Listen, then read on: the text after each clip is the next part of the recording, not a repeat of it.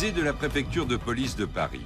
Dans ses vitrines, la collection d'objets la plus incroyable de l'histoire de la criminalité en France. L'œilleton dans lequel le docteur Petiot regardait agoniser ses victimes, la cordelette qui servit à étrangler l'huissier Gouffé, la chaudière de Landru. Couteaux, revolvers, matraques, toutes ces armes ont été utilisées pour commettre les crimes les plus abominables. À partir du 19e siècle, les policiers font appel à la science pour résoudre leurs enquêtes. L'anthropométrie, l'étude de l'iris humain, la graphologie et la morphopsychologie sont utilisées. Dans les archives du musée, les comptes rendus d'enquête, les scripts des interrogatoires, les croquis des scènes de crime vont nous emmener sur la piste sanglante des plus grands meurtriers de l'histoire.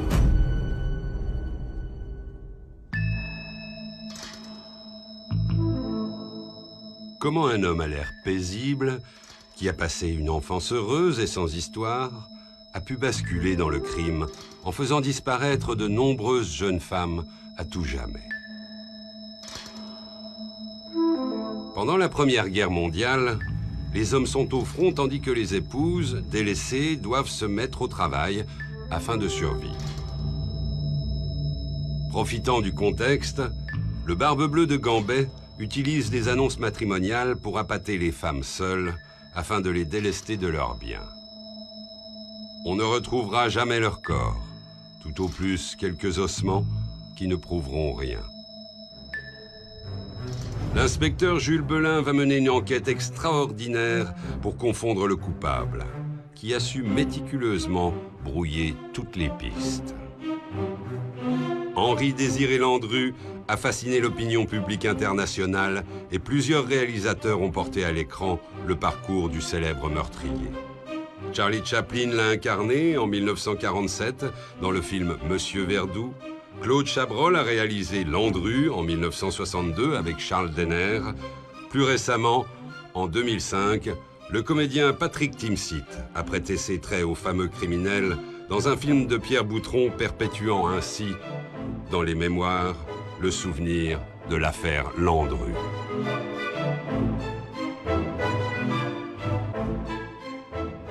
Au début du mois d'octobre 1917, le maire de Gambet, petite commune de Seine-et-Oise en bordure de la forêt de Rambouillet, reçoit une lettre de Madame Pelat de Paris. Cette dernière demande s'il est possible de lancer des recherches pour retrouver sa sœur, Madame Colomb, qui devait se marier avec un certain Frémillet, habitant Gambet, et dont elle n'a plus aucune nouvelle. La France de 1917, c'est l'horreur de la guerre. C'est l'année terrible de Verdun, l'hécatombe du chemin des Dames, des milliers de soldats meurent dans l'enfer des tranchées. Et la disparition d'une jeune femme ne semble pas bien importante à l'époque aux yeux du maire de la petite ville, qui rangea ce courrier sans lui accorder d'importance. Mais 2 ans plus tard, une nouvelle lettre arrive à la mairie, signée Marie Lacoste, et qui demande à son tour des nouvelles de sa sœur, Madame Buisson, qui aurait séjourné avec un monsieur Frémillet à Gambet et dont elle n'a plus aucune nouvelle. Nous sommes en 1919 et cette fois-ci, la guerre est terminée et la vie reprend ses droits. L'adjoint au maire, qui avait consciencieusement rangé les dossiers, retrouve la lettre reçue en 1917 et la compare à celle qu'il vient de recevoir. Il n'y a pas de doute. Les 2 femmes parlent bien de la même personne. Un mystère persiste. Il n'y a pas de Frémillet à Gambet. Mais la description de l'individu, un homme barbu, correspond au locataire d'une villa isolée, située à l'entrée de la bourgade. N'ayant pas l'autorité pour mener une enquête, l'adjoint au maire, M. Tirlet, conseille alors aux 2 femmes de s'adresser à la police. Une plainte fut donc déposée auprès du procureur de la République et sur instruction du parquet, l'enquête fut confiée au service des notes, chargé d'étudier l'importance de l'affaire et de transmettre la mission au service des recherches, que les policiers appelaient à l'époque « Bureau des mystères ». La première piste explorée est celle de la traite des Blanches. Mais l'âge des disparus et la photo de Madame Buisson rendent peu vraisemblable cette hypothèse. En interrogeant les familles, l'inspecteur Adam constate très vite que c'est à Gambet qu'il faut concentrer les recherches. Aussi passe-t-il le dossier au parquet de Mantes. Le 16 mars 1919, le gendarme Jules Hébé se rend à Gambet et interroge les habitants. Très vite, les langues se délient et on pointe du doigt la villa à l'entrée du village. Elle appartient à monsieur Tric, qu'il a louée à un certain monsieur Dupont.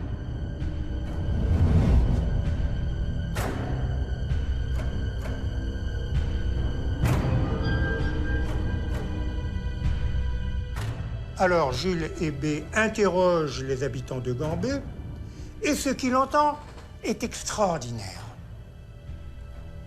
Ce fiancé barbu, ce barbu de taille moyenne, tout le monde le connaît, on l'appelle l'homme mystère. Et effectivement, il est bien mystérieux. D'abord, il a 4 noms.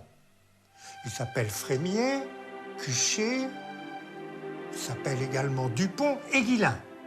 C'est un peu beaucoup pour un seul homme, donc ça, c'est déjà très louche.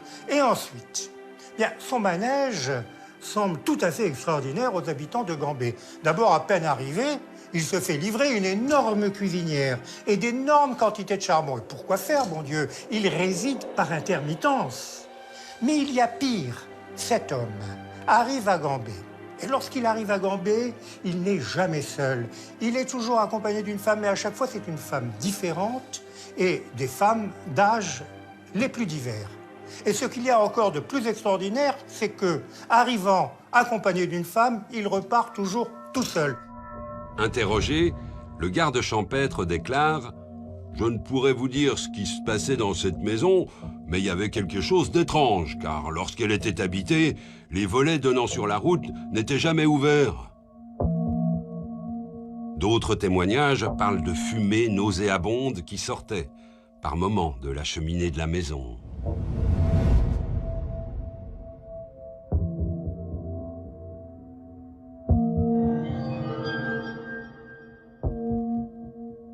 Ça sentait mauvais, mais ça sentait mauvais comme parce qu'on se souvenait bien dans le village de Gambet. Il y avait un vieux monsieur qui était décédé et on l'appelait le père Thibault. Il était connu de tout le village de Gambet. Et le père Thibault, un soir, en vieillissant, peut-être en ayant un peu bu, s'était endormi près de sa cheminée, il avait basculé dans sa cheminée, endormi, et la cheminée qui brûlait, et c'était consumé. Il était mort, brûlé dans sa cheminée. Évidemment, de cette cheminée s'était échappé la fumée du corps du père Thibault qui sentait, qui puait, quoi. Et les gens se souvenaient de cette odeur. Et ils disaient ensuite aux gendarmes et aux témoins quand ils étaient venus, quand il y avait ce monsieur barbu dans la villa de Gambet, on se souvient qu'il y avait parfois il y avait de la fumée comme ça qui sortait. Ça avait la même odeur, ça avait la même odeur que celle du père Thibault. Le procureur de la République à Mantes décide alors que cette affaire mérite une enquête d'envergure et alerte la Sûreté générale. C'est la première brigade mobile, connue sous le nom de Brigade du Tigre, qui va hériter du mystérieux dossier. L'inspecteur Jules Belin est en charge de l'enquête. Jules Belin est un personnage d'abord extraordinaire. C'est un homme déterminé d'abord, plutôt cultivé. Il a commencé en banlieue pour être ensuite remarqué par le préfet Lépine, d'ailleurs d'une façon tout à fait par hasard dans la rue. Et il est appelé ensuite à venir constituer les brigades du Tigre, les fameux mobilards. Et c'était des types quand même assez déterminés, qui passaient leur vie quasiment dans la rue et qui étaient toujours à la recherche du truand, mais des gros truands. Et d'ailleurs, l'inspecteur Jules Belin a été l'un des policiers qui a permis l'arrestation de Jules Bonneau, la bande d'anarchistes qui s'est terminée d'une façon dramatique. Belin commence par interroger les concierges des immeubles où habitaient les disparus. Celles-ci lui font le récit d'une histoire d'amour avec un monsieur Frémillet qui, d'ailleurs, était venu les rassurer, racontant à l'une que Madame Colomb vivait avec lui à la campagne et à l'autre que Madame Buisson était en province où elle tenait cantine, dit-il, dans un secteur de l'armée américaine du général Pershing. Frémillet-Dupont brouillait les pistes et personne ne savait où le trouver. Aux différentes adresses connues, on n'avait jamais entendu parler de cet individu, sauf à Gambet où la villa restait désespérément fermée. Alors, en avril 1919, c'est-à-dire 3 mois plus tard, coup de théâtre. Une amie de Madame Buisson le reconnaît, tout à fait par hasard, dans la rue, donnant le bras à une jeune femme de 26 ou 27 ans, alors que le couple sort d'un magasin, le Lion de Faïence. Immédiatement, elle alerte la police. Alors, les inspecteurs de police et l'inspecteur Belin arrivent au Lion de Faïence. Malheureusement, le Lion de Faïence est fermé. On se précipite donc chez le vendeur qui habite en banlieue. Le vendeur, effectivement, il se souvient du couple et du barbu. Et tout le monde retourne au magasin. Et là, on consulte les cahiers, on s'aperçoit effectivement que ce monsieur, qui s'appelait Guillet, enfin c'est le nom qu'il avait donné, monsieur Guillet avait acheté un service de table. Il avait versé des arts et donné son adresse pour la livraison. Voilà, on a l'adresse du suspect. 76 rue Rochechouart. L'inspecteur Belin se précipite alors rue Rochechouart, mais il est 2 heures du matin. Belin, qui ne veut pas lâcher prise, décide de passer la nuit devant l'immeuble. Le lendemain matin, il apprend par la concierge que Guillet est parti en vacances avec sa compagne pour 1 semaine. L'inspecteur ronge son frein.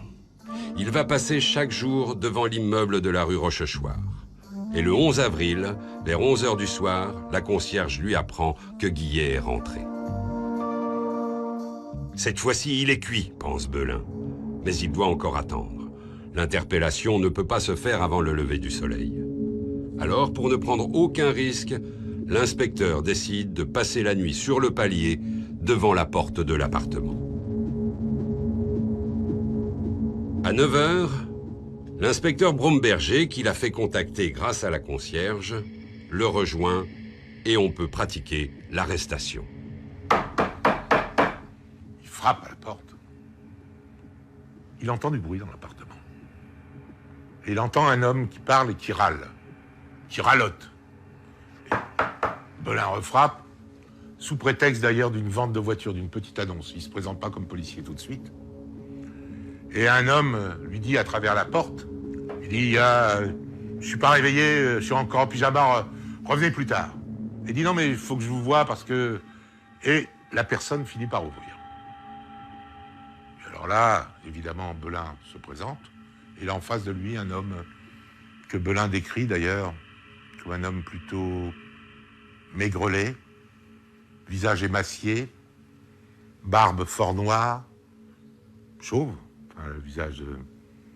et un peu, effectivement, beaucoup endormi encore. Guillet n'est pas seul dans l'appartement. Quelques instants plus tard, une jeune femme en peignoir surgit de la chambre.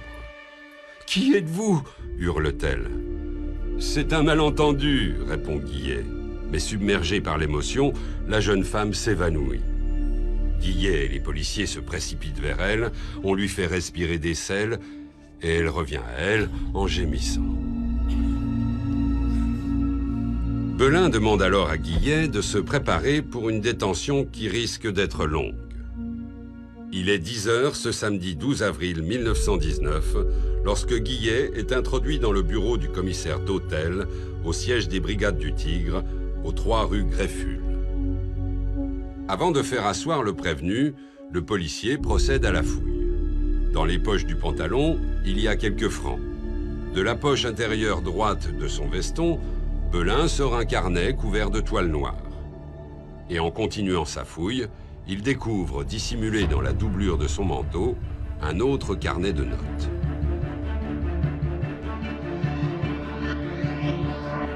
Le parquet de Mantes a délivré un mandat d'amener au nom de Dupont dit Frémillet. Vous reconnaissez-vous sous ces noms ? Demande le commissaire.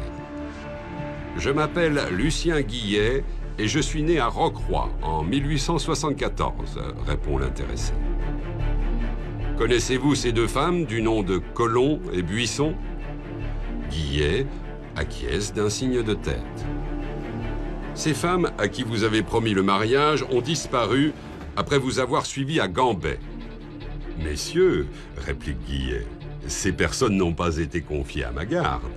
Si ces femmes ont disparu, ce n'est pas à moi, mais à la police de les rechercher. L'interrogatoire s'avère compliqué. Guillet ne semble pas vouloir aider les policiers, la garde à vue ne peut durer que 24 heures et rien ne semble se débloquer. Belin se rend donc en toute hâte au domicile du suspect pour y faire une perquisition afin d'amener de nouveaux éléments. Et là, il trouve une quittance de loyer pour un garage rue Maurice à Clichy au nom de Landru. Immédiatement, on se précipite à Clichy, on perquisitionne, et dans ce garage, que découvre-t-on? On découvre une caverne d'Ali Baba, mais une caverne d'Ali Baba macabre. Il y a là des entassements de vêtements féminins, de dessous féminins, des mannequins en osier, des perruques, des postiches. On trouve même un dentier et un râtelier. Et puis, on trouve une malle. Une malle. Vous savez, dans toute bonne affaire criminelle à cette époque, il y a une malle. Alors, cette malle est cadenassée, on fait sauter le verrou, et que trouve-t-on à l'intérieur de cette malle? On trouve toutes les archives de l'affaire Landru. Landru était un homme méticuleux, il avait tout noté. Muni de ces documents, Belin décide de retourner dans le bureau du commissaire où le prévenu attend toujours. Mais guidé par une intuition, il va passer auparavant au service anthropométrique de la Sûreté Générale, afin de s'assurer que le nom de Landru n'est pas au fichier. On ne fut pas long à retrouver l'affiche. Henri-Désiré Landru avait fait l'objet de 8 condamnations pour vol, escroquerie et abus de confiance. Il était recherché par la police. La photo qui accompagne le document ne permet aucun doute. Le prévenu Guillet s'appelle en réalité Landru. Cette fois-ci, on le tenait. Dans le bureau du commissaire, l'inspecteur Belin brandit l'affiche obligeant Landru à reconnaître sa véritable identité. Eh bien, soit, je suis Landru. Mais il vous reste à faire la preuve que je suis un assassin.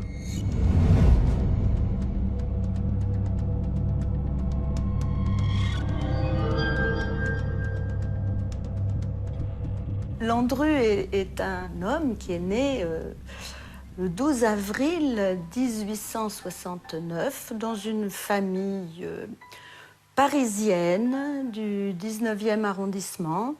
Sa mère était repasseuse, son père était chauffeur aux forges de Vulcain.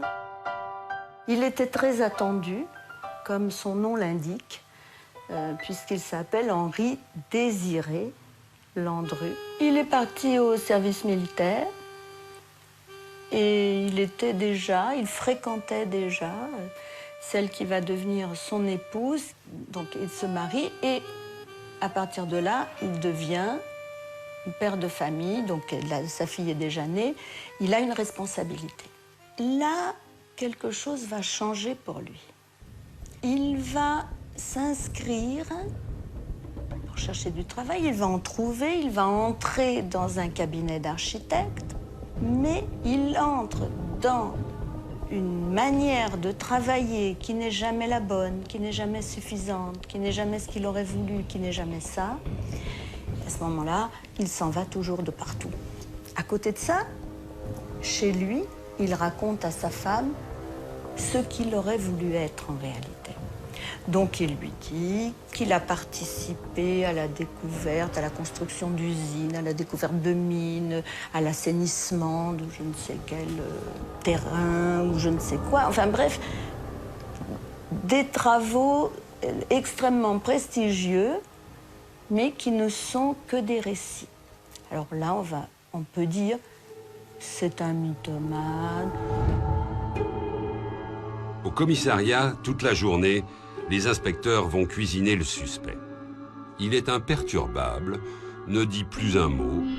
À 10 h du soir, il réclame de quoi manger. On lui apporte du poulet, un petit pain et un café. Il mange de bon appétit sans dire un mot, et à minuit, il pose la tête sur la table et devant les policiers médusés, il s'endort à poing fermé.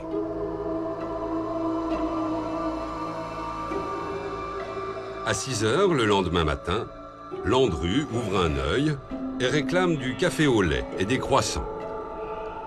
Les policiers reprennent leurs questions, mais ils ont toujours affaire à un mur. La garde à vue se termine, le suspect n'a pas avoué. On ramène Landru à Mantes, lieu présumé de ses crimes. Devant l'accumulation d'éléments contre lui, le juge Bonin ouvre une instruction judiciaire. Landru est inculpé d'assassinat et incarcéré. L'affaire est entre les mains de la justice. L'enquête reste confiée à la première brigade mobile. Landru s'enferme dans le mutisme le plus total, invoquant le mur de la vie privée.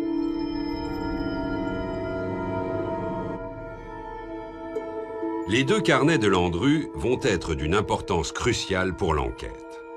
Dans le premier, les inspecteurs découvrent des éléments de comptabilité, en partie codés, où on peut lire « Mai 1918, vente lot 5 francs, vente bureau 28 francs, vente tapis 12 francs, vente fourneau à gaz 21 francs ». Le deuxième carnet est un agenda. Il répertorie des rendez-vous féminins. Il montre que le même jour, Landru pouvait rencontrer jusqu'à 6 ou 7 personnes aux 4 coins de Paris. Sur une des feuilles du carnet, 11 noms sont écrits au crayon, dont ceux de Buisson et de Colomb. S'agit-il de la liste des personnes que Landru aurait fait disparaître? Les investigations vont se continuer à Gambais, où on décide d'emmener le prévenu. La villa est investie, on creuse dans le jardin, on explore le puits, la cave, on cherche dans les meubles, quand soudain, dans le hangar, dissimulés sous un tas de feuilles, les policiers découvrent les cadavres de 3 chiens portant autour du cou la corde qui les a étranglés. Ils appartiennent à une femme qui est venue ici avec moi. Elle m'a demandé de les tuer parce qu'ils lui coûtaient trop cher. Je les ai étranglés avec une corde. C'est la mort la plus douce, dit Landru. Qui est cette femme? Demande le commissaire d'hôtel. Le mur de la vie privée, réplique Landru. Je me refuse à le franchir.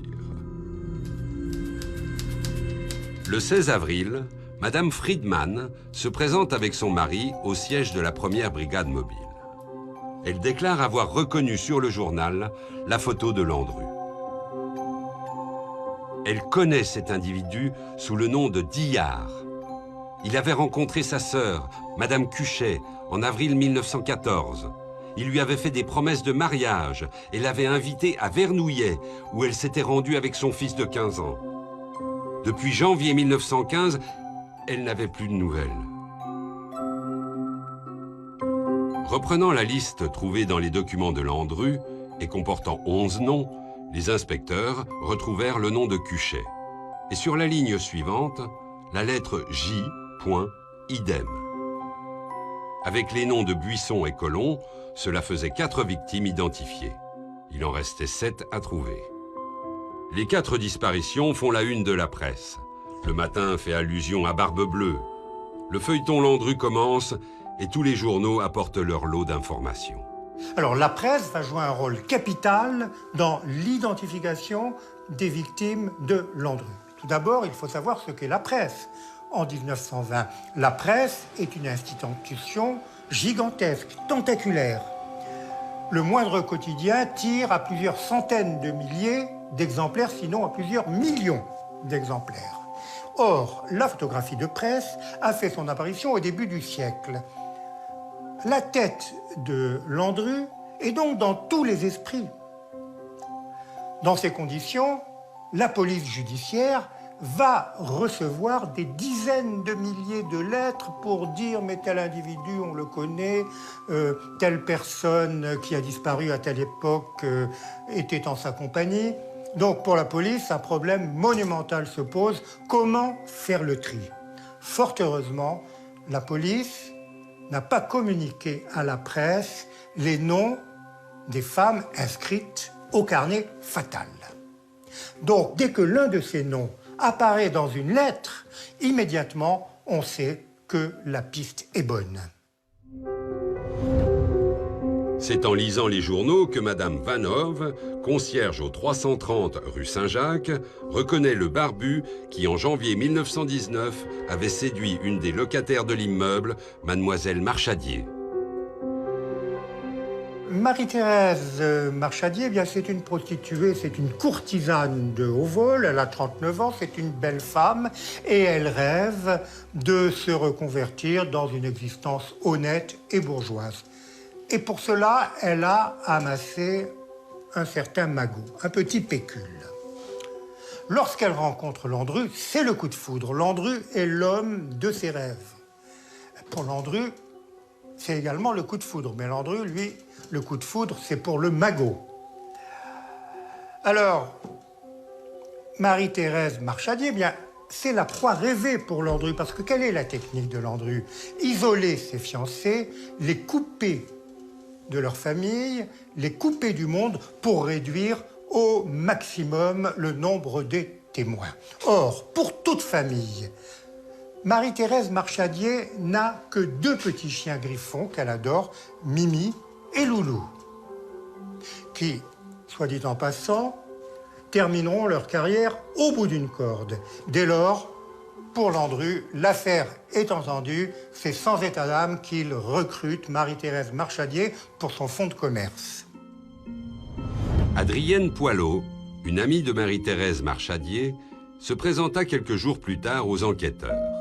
Elle précisa que la belle Mitaise lui avait parlé de son fiancé, Lucien Guillet, alias Landru, comme d'un homme charmant et bien élevé. Marie-Thérèse devait partir vivre avec son fiancé à la campagne et Adrienne lui avait confié son petit chien noir qui était un peu souffrant. À cette occasion, elle a rencontré le fiancé qui lui a fait une bonne impression en la rassurant sur le sort de son animal.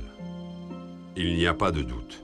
Un nouveau nom est identifié sur la liste et les cadavres des 3 chiens retrouvés sous un tas de feuilles dans la villa de Gambet sont ceux de la belle et de son ami. Le 19 avril, le procureur de la République de Versailles reçoit une lettre de Madame Fauchet, de Toulon. Elle aussi a lu les journaux. Elle aussi a reconnu le visage du fiancé de sa sœur, Annette Pascal. Ils devaient se marier et s'installer à Gambet, mais depuis, elle n'a plus de nouvelles.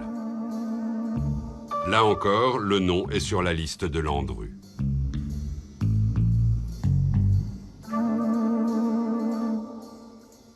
Le 21 avril, c'est M. Rigaud qui se présente chez le commissaire de police de Bercy. « J'ai lu dans les journaux l'affaire Landru, dit-il. Je crois pouvoir lui attribuer la disparition d'une dame veuve Guillain, demeurant 35 rue Crozatier, avec la famille de laquelle j'étais en relation. » Les inspecteurs suivent immédiatement cette nouvelle piste et en moins de 24 heures, l'histoire de Madame Guillain est reconstituée. Madame Guillain avait passé la cinquantaine. Ancienne domestique, elle avait hérité de son amant une somme coquette de 20 000 francs. Aussi se soignait-elle et portait des tenues à la mode. Elle avait décidé de refaire sa vie. C'est par le biais de petites annonces matrimoniales qu'elle avait fait la connaissance d'un monsieur Cuchet.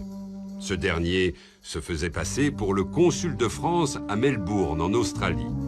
De quoi séduire une femme en recherche de reconnaissance. En août 1915, Madame Guillain annonça à son entourage qu'elle partait avec son fiancé en Australie. Puis, plus personne n'entendit parler d'elle.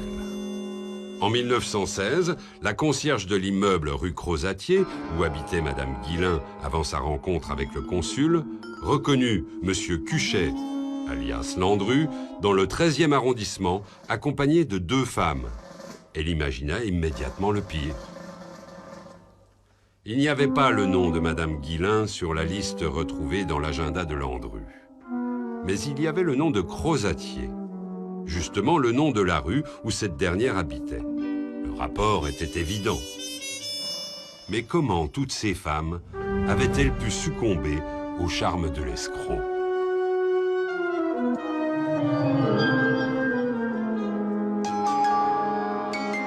Ces femmes ont succombé, à mon sens, au charme de Landru. Déjà, c'est une période particulière, on est en temps de guerre. Souvent, ces femmes sont veuves, elles ont été mariées, elles ont perdu leur mari au front.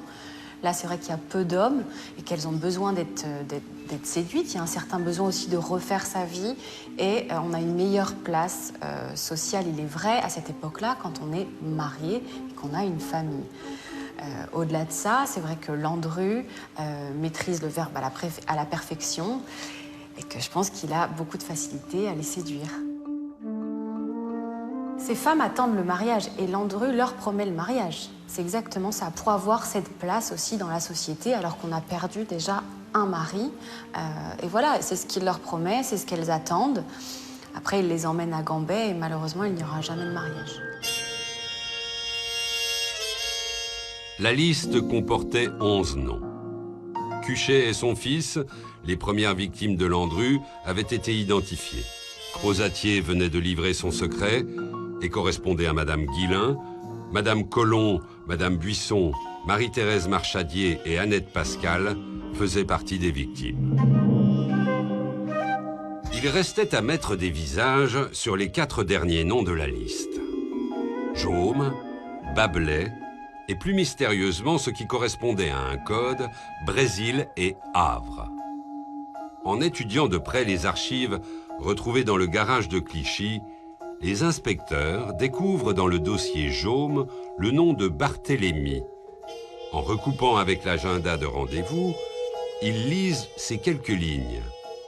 Jaume, demoiselle Barthélemy, épouse de Paul, voudrait divorcer 23 rue de Liane. Et c'est reparti. On se rend rue de Liane, où la concierge connaît Madame Jaume, dont elle n'a plus de nouvelles depuis ses fiançailles. Elle travaillait comme couturière 26 rue de Chine. À l'atelier de couture, Madame Léraud, la patronne, s'était prise d'affection pour son employée, Madame Jaume, qui lui avait raconté ses déboires avec son mari et sa rencontre en mars 1917 avec un monsieur Guillet qui l'avait séduite par ses bonnes manières. Elle avait décidé de partir avec lui à la campagne en attendant son divorce. Malgré les nombreuses lettres que Madame Léraud avait envoyées à son ancien employé, elle n'avait pas reçu de réponse. En janvier 1918, Guillet Landru s'était présenté au domicile de Madame Léraud pour calmer ses inquiétudes. Il lui avait raconté une drôle d'histoire. Madame Jaume s'était embarquée pour les États-Unis où elle avait trouvé un travail. « Je l'épouserai dès son retour, sitôt la guerre terminée », avait-il dit. Et une de plus, pensa l'inspecteur Belin. En travaillant d'arrache-pied sur les archives de Landru, les hommes de la première brigade mobile ne furent pas longs à découvrir l'identité des 3 dernières victimes. En ouvrant le dossier intitulé « Havre », ils trouvent des pièces d'identité appartenant à Berthe Anne Héon, originaire du Havre. Dans l'agenda, ils retrouvent à la date du 28 août 1915, 10h45, 165 rue de Rennes, Berthe Héon. C'est la 9e victime de Landru. Le 26 avril 1919, les journaux apprennent à l'opinion publique que la 10e victime identifiée n'avait que 19 ans lorsqu'elle avait rencontré celui que la presse appelle le Barbe Bleue de Gambais. C'est dans l'immeuble de la rue Rochechouart que les inspecteurs ont découvert une photo glissée dans une enveloppe portant l'adresse de Madame Colin, 91 rue de Noisy, au Lilas. Madame Colin était la mère de la petite Andrée Babelais, qui avait disparu après avoir fait la connaissance de Landru. À Gambais, on se souvenait de cette jeune fille qui faisait du vélo autour de la sinistre villa et qui avait disparu du jour au lendemain. Depuis avril 1917, sa mère n'avait plus de nouvelles. Désespérée, elle avait averti la police, recherché sa fille dans les hôpitaux, dans les morgues, en vain. Il restait aux inspecteurs à découvrir qui se cachait sous le nom de code de Brésil. Alors là, on va s'aider des archives de Landru, trouvées dans sa malle, et on s'aperçoit que l'une des femmes est née en 1868 à Buenos Aires. Alors les enquêteurs se disent, ben, à Buenos Aires, l'Amérique du Sud, évidemment, Buenos Aires, c'est l'Argentine et non pas le Brésil. Mais enfin, se dit-on avec philosophie, peut-être que Landru était mauvais géographe et qu'il aura confondu le Brésil et l'Argentine. Et effectivement, au cours de leurs investigations, les inspecteurs interrogent une gardienne d'immeuble. Et cette gardienne leur apprend que dans cet immeuble habitait une certaine Madame Labordeline et que cette Madame Labordeline, un beau jour, a disparu après avoir fait la connaissance de l'homme de ses rêves. Or, cette Madame Labordeline était née à Buenos Aires. Voilà. On avait identifié Brésil. Les inspecteurs firent également de nombreuses investigations à Vernouillet, où Landru avait loué une villa avant celle de Gambet. Là, on s'intéressa particulièrement à la cuisinière qui aurait pu servir à brûler les corps. À Gouvieux aussi, où il avait séjourné quelques semaines avec Madame Cuchet. Devant la multiplicité de ces crimes et de ces lieux, dépendant de différents parquets, il fut décidé de mener l'instruction à Paris, où la plupart des témoins se trouvaient. Le 27 avril 1919, on organisa donc le transfert du prisonnier de Mantes à Paris et le rapport d'enquête fut confié au juge d'instruction, M. Bonin. Dans le bureau du juge d'instruction, Landru déclara en guise de préambule « Interrogez-moi sur ce que vous voudrez. Je proteste contre les accusations qui sont portées contre moi. L'enquête démontrera avant peu ma parfaite innocence. » Il ne fallait pas compter sur l'accusé pour découvrir la vérité. Sans cadavre, il n'y avait pas de preuve de la culpabilité de Landru. Les inspecteurs repartirent donc à la pêche aux indices. Il ne faisait pas de doute pour les enquêteurs que Landru avait fait disparaître les 11 victimes de la liste funèbre. Mais s'était-il arrêté là ? Dans ses archives, on répertorie les noms de 283 femmes rencontrées en l'espace de 4 ans. On les retrouva toutes. Certaines étaient décédées de mort naturelle, mais seuls les 11 noms inscrits dans le carnet de Landru correspondaient à des personnes disparues. On retourna à Gambet avec le célèbre docteur Paul, médecin légiste. Dans le hangar, au fond du jardin, un tas de cendres contenant des débris d'os intrigua les enquêteurs. Des expertises furent immédiatement ordonnées, les cendres et la cuisinière furent emportées pour être analysées en laboratoire. Le rapport des experts est éloquent.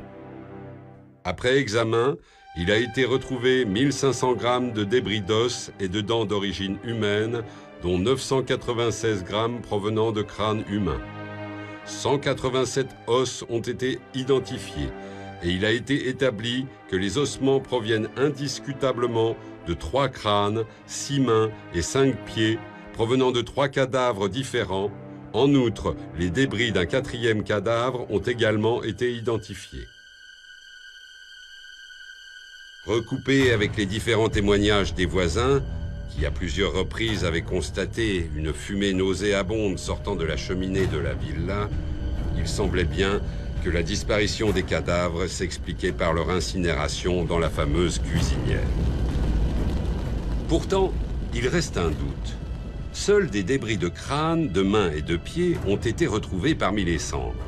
Aucun fragment appartenant à d'autres parties du squelette humain. Là encore, les témoignages vont aiguiller les enquêteurs.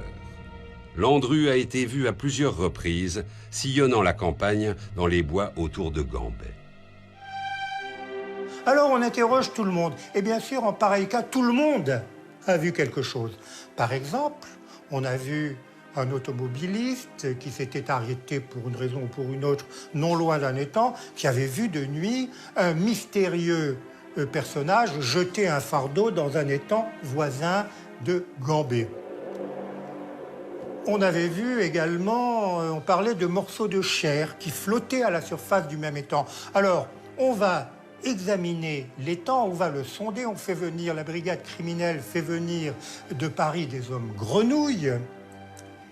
on fouille les temps, on s'enfonce jusqu'au ventre dans la vase, et effectivement, on avait bien jeté des fardeaux, des colis suspects dans cet étang. C'était bien des chairs, mais c'était des chairs animales et faisandées pour attirer les poissons. Après 2 ans et demi d'instruction, et même si aucun cadavre n'a été retrouvé, le juge Bonin, comme tous les inspecteurs qui ont participé à l'enquête, n'ont aucun doute. Landru a bien assassiné les 11 victimes de la liste funèbre. Il a fait disparaître les corps en les découpant et en les faisant brûler, en partie dans sa cuisinière. Il s'est débarrassé de ce qui restait en répandant les morceaux dans les bois autour de sa villa. Son seul but était de faire main basse sur les biens et les économies de ses victimes, qu'il recrutait par le biais des petites annonces. Mais comment Landru avait-il pu basculer du rôle d'escroc à celui d'assassin? Il devient assassin, c'est pas très bien ce que je veux dire, mais je ne sais pas comment l'exprimer, par nécessité, par côté pratique, pour ne pas être pris.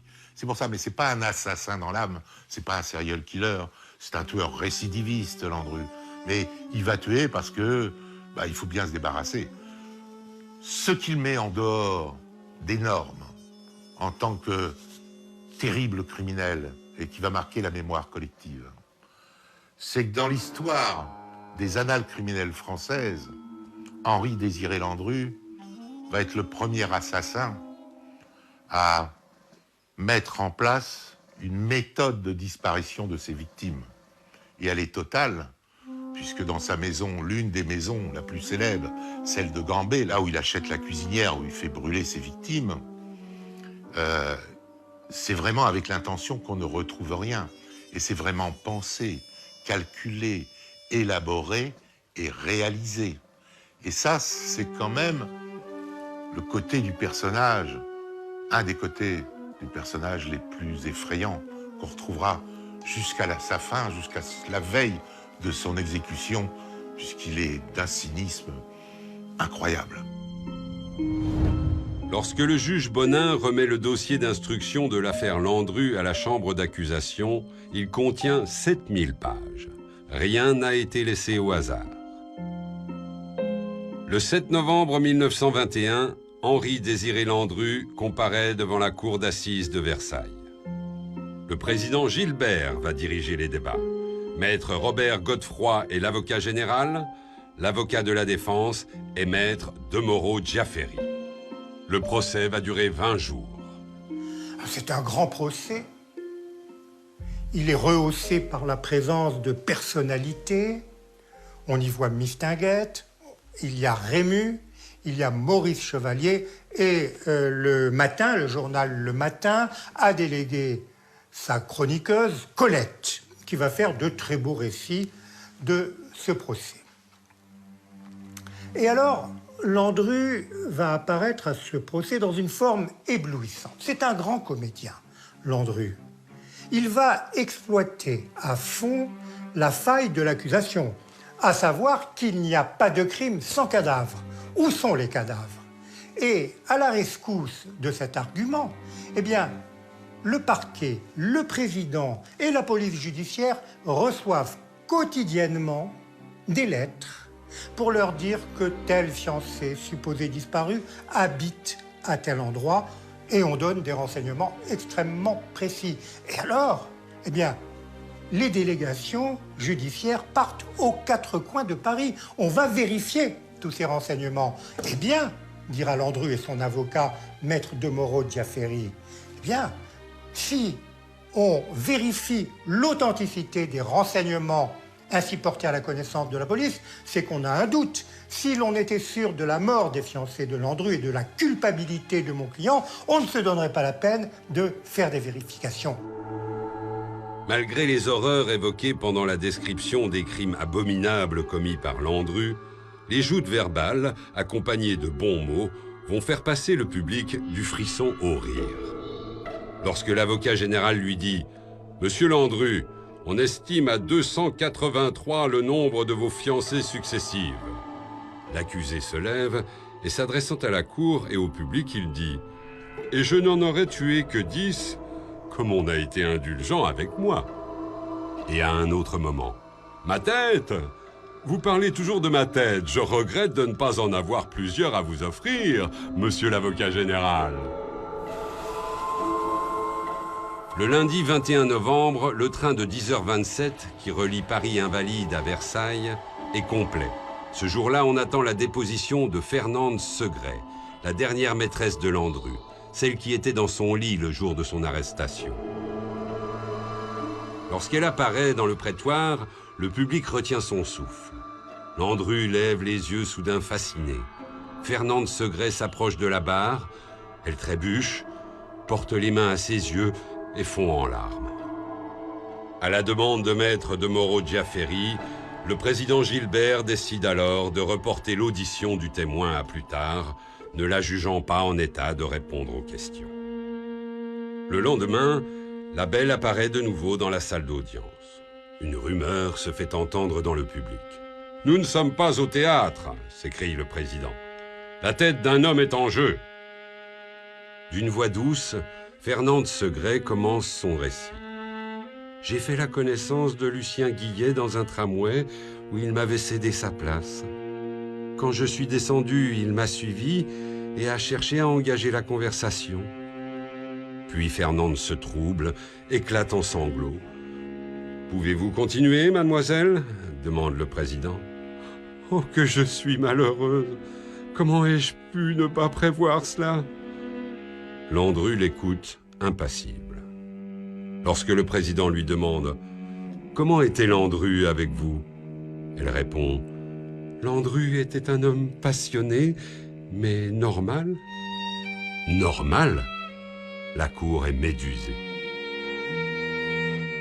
Après le réquisitoire de l'avocat général Godefroy, qui réclama, selon ses propres termes, la suppression de ce rameau corrompu de l'arbre social, maître de Moreau-Diaferry employa tout son talent d'orateur à défendre son client.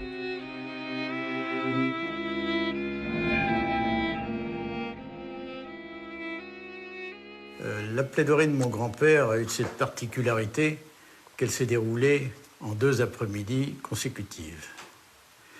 L'une, qui était pour ainsi dire un cours de droit civil, dans lequel il a développé le fait que les disparues ne sont pas légalement mortes. Il faut 30 ans pour qu'un disparu soit réputé mort.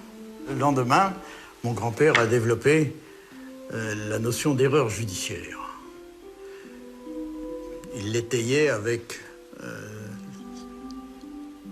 le fait que les cendres qui avaient été retrouvées étaient anormales et ne correspondaient pas à des cendres humaines. Elles étaient anormales parce que le taux de phosphate était, paraît-il, trop élevé. Par ailleurs, on avait retrouvé dans le jardin un os qui devait ressembler à cet os qui a été chez mon grand-père, que j'ai récupéré, et qui était un os de veau, mais il avait été coupé avec la même scie à métaux que celle qu'utilisait Landru chez lui.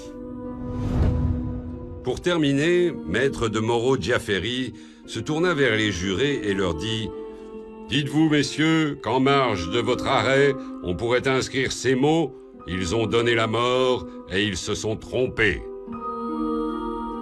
Landru, avez-vous quelque chose à déclarer ? demanda le président. Très digne, Landru se leva alors et dit « Hier, on m'accusait de tous les crimes et de toutes les fautes. Mais monsieur l'avocat général me reconnaissait pourtant une vertu, celle du père et de l'époux. Sur la tête des miens, je jure que je n'ai tué personne. » À 18h40, ce 30 novembre 1921, les jurés se retirent pour délibérer. 2h30 plus tard, ils sont de retour dans la salle d'audience et la culpabilité de Landru est confirmée. Il reste à la cour à se prononcer. Les magistrats se retirent à leur tour. 3 heures plus tard, ils réapparaissent et le président Gilbert prend alors la parole. En application de la loi, la cour condamne Landru à la peine de mort. Maître de Moreau-Diaferry ne s'avoua pourtant pas vaincu. et il réussit à faire signer aux jurés, qui pourtant venaient de condamner Landru, un recours en grâce. Et sa conviction fut telle que tous apposèrent leur signature et que les familles de Madame Cuchet et de Madame Pascal se joignirent à eux. Le président de la République, Alexandre Millerand, refusa la grâce de Landru et le vendredi 24 février 1922, on installa les bois de justice devant l'entrée de la prison de Versailles. À 6 heures, les officiels pénétrèrent dans la cellule du condamné. Landru, ayez du courage. Landru s'étira, manifestement, il avait bien dormi. Tandis qu'on le conduisait vers la guillotine, Landru se pencha vers son avocat et le remercia d'avoir défendu sa cause. Alors maître de Moreau-Giafferi en profita pour lui demander « Landru, vous n'avez plus rien à perdre, dites-moi la vérité. Ne partez pas avec votre secret. » Landru se tourna alors vers lui et lui dit « Mon secret, cela, maître, c'est mon bagage. Je l'emporte avec moi. » À 6h10, le couperet de la guillotine trancha la tête de Landru. Et sur son carnet, le bourreau d'Ebler nota « Samedi, temps clair, 6h10 ».